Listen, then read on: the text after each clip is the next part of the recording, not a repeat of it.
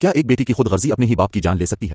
जब अनाबिया ने अपने बाप के ख्वाबों को तोड़कर अपनी जिद पूरी करनी चाहिए तो शकील साहिब की दुनिया ही उजड़ गई।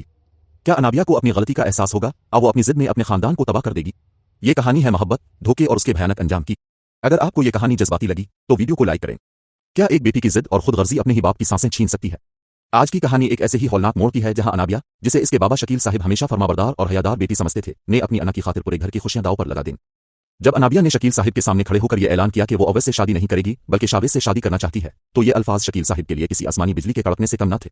जिस बेटी पर उन्हें नाज था, जब वो बाप के सामने खड़ी होकर अपनी पसंद का इजहार करती है तो वो बाप जीते जी मर जाता है। शकील साहिब के चेहरे का रंग फक पड़ गया, आंखों के सामने अंधेरा छा गया और वो वही जमीन पर गिर पड़े। उनका दिल ये सदमा बर्दाश्त न कर सका और वो शदीद दौरे के साथ जिंदगी और मौत की कशमकश में मुब्तला हो गए। घर में एक कोहराम मच गया। समरीन बेगम ये सुनकर जैसे पत्थर की हो गई, उनके कदमों तले से जमीन निकल गई, क्योंकि जिस बेटी को उन्होंने मोहब्बतों से पाला, इसी की बात ने आज इसके बाप की जान को खतरे में डाल दिया था। समरीन बेगम के दिल में एक ही सवाल बार बार उठ रहा था कि आखिर इस हंसते बसते घर को किसकी नजर लग गई।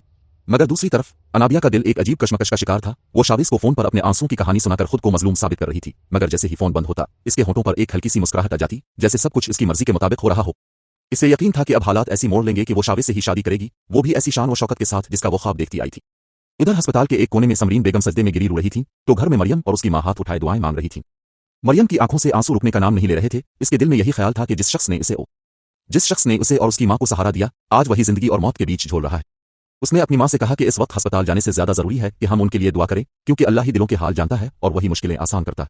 मां बेटी एक दूसरे से लिपट कर रो रही थी, जैसे उनका अपना कोई अजीज जिंदगी की आखिरी सांसें ले रहा हो। चंद दिनों बाद जब शकील साहिब की हालत कुछ संभलती है और वो घर वापस आते हैं, तो उनकी आंखों में पहले जैसी शफकत नहीं रहती। उनकी खामोशी में एक टूटा हुआ बाप छुपा होता। वो फैसला कर लेते हैं कि अब अनाबिया की शक्ल तक नहीं देखेंगे, क्योंकि इसने उनके एतमाद को चिकनाचूर कर दिया है।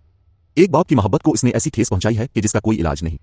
घर का माहौल मुकम्मल तौर पर बदल जाता है। दीवारें भी जैसे खामोशी से इस दुख की गवाह बन जाती है।